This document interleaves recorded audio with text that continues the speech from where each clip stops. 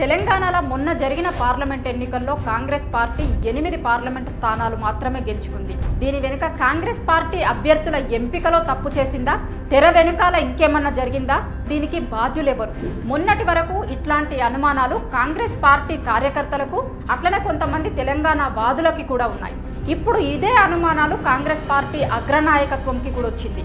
అందులో భాగంగానే తెలంగాణలో పార్లమెంట్ ఎన్నికల్లో ఏం జరిగిందో తెలుసుకునేందుకు 3 సభ్యులతో కూడినటువంటి నిజ నిర్ధారణ కమిటీని కాంగ్రెస్ పార్టీ అగ్రనాయకత్వం వేసింది. కాంగ్రెస్ పార్టీ అధికారంలోకి వచ్చిన తర్వాత 5 నెలల్లో జరిగినటువంటి ఎన్నికల్లో ఎందుకు పార్లమెంటు స్థానాలు తక్కువగా వచ్చాయి, అసలేం జరుగుతుంది తెలంగాణలో అనేటువంటిది తేల్చేటువంటి పనిలో ఇప్పుడు కాంగ్రెస్ పార్టీ అగ్రనాయకత్వం ఉంది.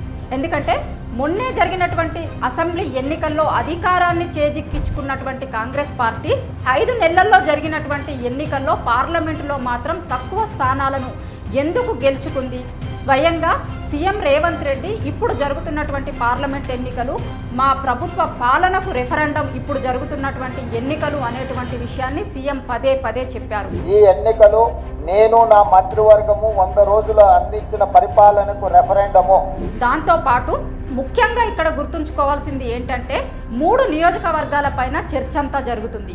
మహబూబ్ నగర్ పార్లమెంటు స్థానం, మల్కాజ్గిరి పార్లమెంటు స్థానం, చేవెళ్ల పార్లమెంటు స్థానం పైన తెలంగాణ వాదులందరూ అట్లాగే కాంగ్రెస్ పార్టీ అగ్రనాయకత్వం కూడా ఇక్కడ ఎందుకు ఓడిపోవాల్సి వచ్చింది పార్టీ అనేటువంటి దాన్ని క్షుణ్ణంగా పరిశీలిస్తుంది. ఈ 3 నియోజకవర్గాలు ఎందుకంత ప్రత్యేకమంటే సీఎం సొంత జిల్లా మహబూబ్ నగర్ పార్లమెంట్ కిందికి వస్తుంది. సీఎం గతంలో ప్రాతినిధ్యం వహించినటువంటిది మల్కాజ్గిరి పార్లమెంటు స్థానం. ప్రస్తుతం సీఎం ప్రాతినిధ్యం వహిస్తున్నటువంటి కొడంగల్ నియోజకవర్గం వికారాబాద్ జిల్లాలోకి వస్తుంది. ఆ వికారాబాద్ జిల్లా చేవెళ్ల పార్లమెంటు నియోజకవర్గం కిందికి వస్తుంది. సో ఈ 3 నియోజకవర్గాలలో ఎందుకు కాంగ్రెస్ పార్టీ పార్లమెంటు స్థానాలను కోల్పోవాల్సి వచ్చింది అనేటువంటిది అగ్రనాయకత్వం ఆరా తీస్తున్నట్లుగా తెలుస్తుంది. ఎందుకంటే మామూలుగా ఎక్కడైనా సరే మిగతా నియోజకవర్గాలపైన కొంత తక్కువ ఫోకస్ చేసినప్పటికీ కూడా సీఎం ఫోకస్ ఉన్నటువంటి నియోజకవర్గాలు ఇవన్నీ కూడా వాటిపైన కొంచెం సీఎం కావచ్చు, అదేవిధంగా పార్టీకి సంబంధించినటువంటి కార్యకర్తలు కూడా ఎక్కువగా ఫోకస్ చేసేటువంటి అవకాశం ఉంటుంది. కానీ ఈ 3 నియోజకవర్గాలలో కూడా ఎందుకు పార్టీ ఓడిపోయింది అనేటువంటి దాన్ని ఇప్పుడు అధిష్టానం ఆరా తీస్తున్నట్లుగా తెలుస్తుంది. దీంతో పాటుగా ఇంకా కొన్ని ప్రశ్నలు కూడా తెలంగాణ వాదులకి కావచ్చు, అట్లనే కాంగ్రెస్ పార్టీకి సంబంధించినటువంటి కార్యకర్తలకు కూడా కొన్ని ప్రశ్నలు ఎదురవుతున్నాయి.